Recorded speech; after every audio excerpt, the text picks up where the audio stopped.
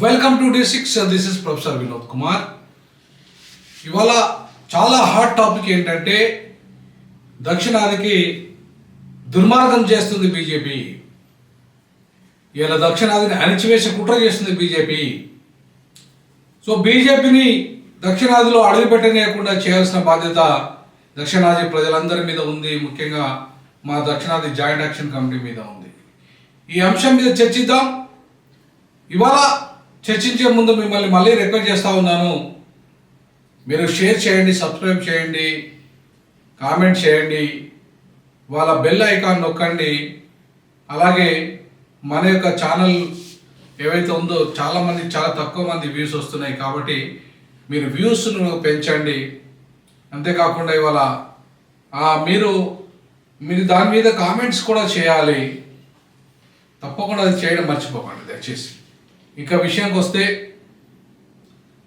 ఇక దక్షిణాదిని వాళ్ళు ఈశాన్య రాష్ట్రాలని కంప్లీట్గా ఇవాళ వాళ్ళ ఆధిక్యత లేకుండా, అసలు వాళ్ళ అంశమే పార్లమెంట్లో చర్చకు రాకుండా, ఆ పార్లమెంటు సభ్యులు ఉన్నా ఒకటే లేకపోయినా ఒకటే, మొత్తం ఉత్తరాది కబ్జాలో దక్షిణాదిని ఈశాన్య రాష్ట్రాలను కబ్జా చేసి పడేద్దామని చెప్పేసి ఇక కంకణం కట్టుకున్న బీజేపీ రేపు డీలిమిటేషన్ పేరుతోని 2026లో జరిగే డీలిమిటేషన్ పేరుతోని ఇవాళ ఇక్కడి సంఖ్యను, ఇక్కడి అస్తిత్వాన్ని దెబ్బకొట్టే విధంగా, ఇక్కడి ప్రజలను అసలు లెక్కను చేయని విధంగా, ఇక్కడ యొక్క భాషలను లెక్కను చేయని విధంగా, ఇక్కడి సంస్కృతిని లెక్క చేయని విధంగా, పూర్తిగా ఉత్తరాది భాషలని, ఉత్తరాది ఆధిపత్యాన్ని, ఉత్తరాది సంస్కృతిని మొత్తం దేశమంతా రుద్దే విధంగా ఇలా బీజేపీ కుట్ర చేస్తున్నది.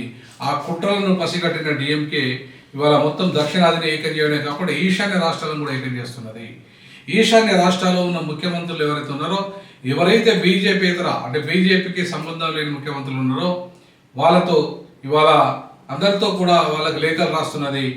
ఇవాళ చంద్రబాబు నాయుడు కూడా చివరికి ఎన్డీఏ కూటమిలో ఉన్నప్పటికీ కూడా చంద్రబాబు కూడా ఇవాళ డిఎంకే లేఖలు రాసింది. 22వ తారీఖున వీళ్ళందరితో ఒక జేఏసీ ఏర్పాటు చేసేసి ఆ జేఏసీ ఆధ్వర్యంలో ఒక సమావేశం పెట్టుకొని ఆ సమావేశంలో ఖచ్చితంగా ఆ సమావేశంలో ఇవాళ రానున్న దక్షిణాది భవిష్యత్తును ఈ సర్వనాశనం చేయబోతున్న బీజేపీని లేదా బీజేపీ ఆధిపత్య విధానాలని, ఒక సీటు మీ తగ్గదని చెప్పేసి సన్నాయిన కొలక్తం కిషన్ రెడ్డి, అరే ఒక్క సీటు తగ్గుడు కాదురా బాబు, మొత్తానికి రేపు పెరిగినా ఒక 5-6 సీట్లు పెరిగినా లేకపోతే ఒక 10 సీట్లు పెరిగినా కూడా అసలు ఈ దక్షిణాది యొక్క అస్తిత్వమే లేకుండా పూర్తి ఉత్తరాది ఆధిపత్యంలోనే మీరు దేశం చేయాలని కుట్ర చేస్తున్నారు. కిషన్ రెడ్డి, ఇవాళ మీ కుట్రల్ని గమనించకుండా అంత అమాయక ప్రజలేం కాదు వీళ్ళు. ఇవాళ మీరు ఏదో 2 సీట్లు గెలిచారు, ఇక్కడ ఎమ్మెల్సీలు ఏమి అధికారానికి వస్తా అనుకోవడం భ్రమ మాత్రమే. ఇవాళ మిమ్మల్ని అడ్డుకోవడానికి మొత్తం సెక్యులర్ శక్తులను, కమ్యూనిస్టు శక్తులను, అంబేద్కర్ వాదులను, ఇవాళ దక్షిణాది వాదులు అందరినీ ఏకం చేస్తాం, వాళ్ళందరితో కూటమి పెడతాం.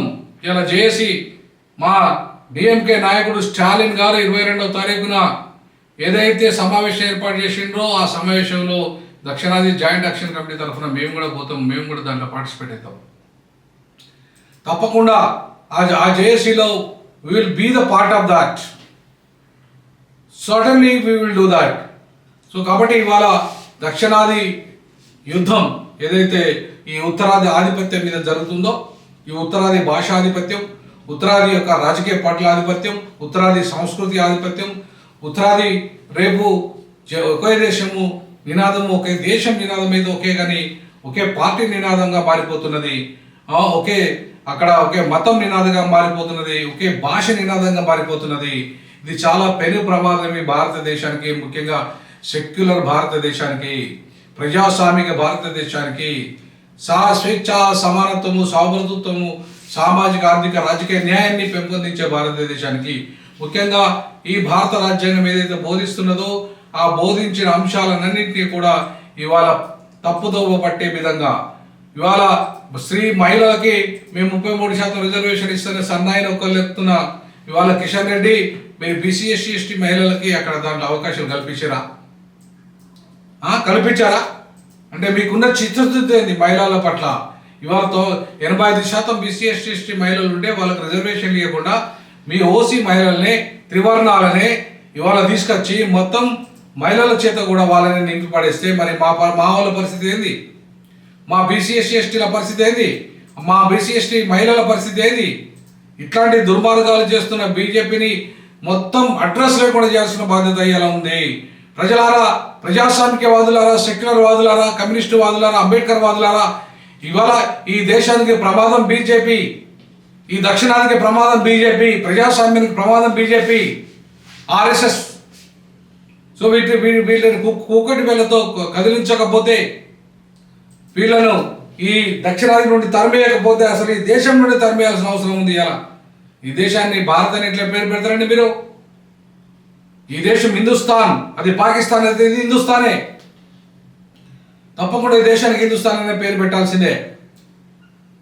ఆ దిశగా మేము డీజాక అడుగులు వేస్తుంది. ఖచ్చితంగా ఇవాళ స్టాలిన్ తీసుకునే జేఏసీ నిర్ణయాన్ని స్వాగతిస్తున్నాం. స్టాలిన్ తీసుకున్న జేఏసీ నిర్ణయాన్ని స్వాగతిస్తున్నాం. ఆ జేఏసీలో మేము కూడా చేస్తాం, మాది కూడా జేఏసీ. కాబట్టి ఇవాళ సన్నాయి నొక్కులుతున్న ఇవాళ బీజేపీ కానీ మరి దానికి వందపడుతుందా కాంగ్రెస్, లేదంటే కాంగ్రెస్ ఇలా వ్యతిరేకిస్తుందా చూడాలి. డీలిమిటేషన్ వల్ల దక్షిణాది కానీ ఈశాన్య రాష్ట్రాలు కానీ పూర్తిగా కనుమరుగే పరిస్థితి రాబోతున్నది. మరి కాంగ్రెస్ మీ వైఖరి ఏంటి దీని పట్ల? రేవంత్ రెడ్డి అయితే దక్షిణాది పట్ల స్పష్టమైన వైఖరి కలిగి ఉన్నాడు. మరి what about Rahul Gandhi, what about Sonia Gandhi, what about Priyanka Gandhi? వీరందరూ ఇలా దక్షిణాదిలో తిష్ట వేసి దక్షిణాది మీదనే ఆధారపడి బతుకుతుంది వాళ్ళ కాంగ్రెస్ పార్టీ అంతా కూడా. రెండు కర్ణాటక అండ్ తెలంగాణ రాష్ట్రాల మీదనే ఆధారపడి బతుకుతుంది. ఇలా బతుకు 130-150 సంవత్సరాల చరిత్ర కలిగిన కాంగ్రెస్ పార్టీకి ఇవాళ దిక్కు దివానా ఉందంటే రెండు దక్షిణాది రాష్ట్రాలు. ఇలా ప్రియాంక గాంధీకి పార్లమెంటు స్థానం దక్కిందంటే మా దక్షిణాది. మరి అట్లాంటి దక్షిణాదిని వదులుకోవడానికి కాంగ్రెస్ పార్టీ సిద్ధంగా ఉందా? బీజేపీకి వదిలేస్తారా? మరి వదిలేయకుండా ఉండాలంటే మొన్న ఎందుకు ఎమ్మెల్సీ ఎన్నికల్లో బలంగా మీరు పోటీ చేయలేదు? ఎందుకో ఇవాళ అక్కడ బలహీనమైపోయింది మీరు. ఇలా ఎందుకు ఆ బీజేపీకి అవకాశం ఇచ్చారు మీరు? ఎవరు దీనికి కారణం? కాంగ్రెస్లో ఉన్న వాళ్ళు ఎవరు? వీటి మీద ప్రక్షాళన చేయాల్సిన అవసరం లేదా? కాంగ్రెస్ నిలదీయాల్సిన అవసరం లేదా? కాంగ్రెస్లో ఎవరైతే ద్రోహులు ఉన్నారో వాళ్ళ గురించి మాట్లాడాల్సిన అవసరం లేదా? కాబట్టి ఖచ్చితంగా కాంగ్రెస్ ప్రక్షాళన దిశగా పోవాల్సిందే. కాంగ్రెస్ దక్షిణాది వైపు తిరిగి మొత్తం దక్షిణాది యొక్క ఆత్మగా మారాల్సిందే. దక్షిణాదిలో ఉన్న ప్రాంతీయ పార్టీలు అందరి మేజర్గా కాంగ్రెస్ కూటమిగానే ఉన్నారు. కాబట్టి దక్షిణాదిలో ఉన్న వాళ్ళందరినీ ఇవాళ హక్కున చేసుకోవాల్సిన బాధ్యత, పెద్ద పాత్ర వహించాల్సిన బాధ్యత ఉత్తరాది పార్టీ అయిన కాంగ్రెస్ పార్టీదే. బట్ కాంగ్రెస్ పార్టీ ఇవాళ అస్తిత్వం దక్షిణాది మీదనే బతుకుతుంది. కాబట్టి ఇవాళ ఒక రకంగా దక్షిణాది పార్టీ కింద లెక్కగా మారిపోయింది. కాబట్టి ఇవాళ మిత్రులారా, మనం ఎట్టి పరిస్థితుల్లో ఈ వీళ్ళ మోసాలకి బలి కాకుండా, వీళ్ళ విధానాలకి బలి కాకుండా మనం మన ప్రాంతాన్ని, మన అస్తిత్వాన్ని, మన సంస్కృతిని కాపాడుకునే విధంగా ముందుకెళ్దాం. ఆ దిశగా రానున్న రోజుల్లో డిఎంకే అవసరం అనుకుంటే డిఎంకే శాఖని ఇక్కడ ఏర్పాటు చేస్తాం. డిఎంకే శాఖని ఇక్కడ ఏర్పాటు చేసేసి డిఎంకే నేతృత్వంలో మిగతా పార్టీల, సెక్యులర్ పార్టీల కూటమిలో భాగస్వామ్యం అవుతాం. ఆ పార్టీ ఇవాళ ఇక్కడ ఎస్టాబ్లిష్ చేసి ఆ పార్టీకి అండగా నిలబడతాం. ఇవాళ డిఎంకే ద్రవిడ విధానం ఏదైతే ఉందో, ద్రవిడ మోడల్ ఏదైతే ఉందో, దక్షిణాది మోడల్ ఏదైతే ఉందో దాన్ని కాపాడే విధంగా ఇలా కృషి చేస్తాం. ఆ దిశగా అడుగులు వేస్తామని తెలియజేస్తున్నాం. తప్పకుండా ఈ దక్షిణాది దంగల్ ఏదైతే ఉందో, ఈ దక్షిణాది దంగల్లో ఖచ్చితంగా బీజేపీని మట్టి కనిపిస్తాం.